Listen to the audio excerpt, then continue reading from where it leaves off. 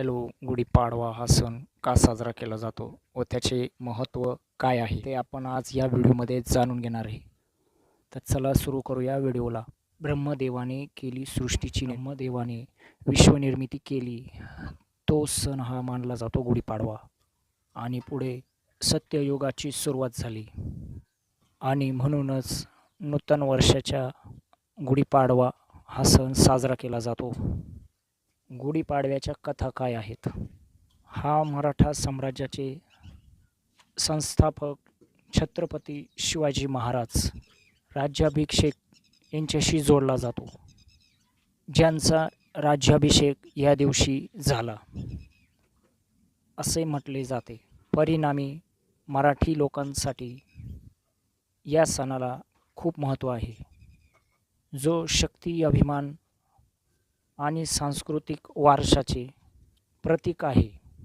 गुढीपाडव्याचा सण का साजरा केला जातो?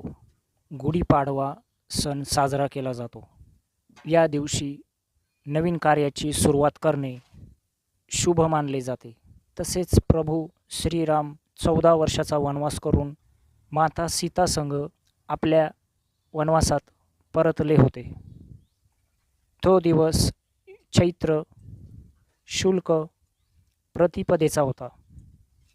म्हणूनच या दिवशी आनंदोत्सव साजरा केला जातो. पाडवा या शब्दाचा अर्थ काय?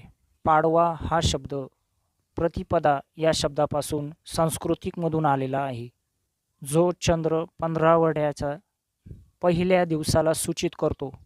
हा दिवस एक शुभ दिवस म्हणून साजरा केला जातो, जो नवीन वर्षाचे प्रतीक आहे.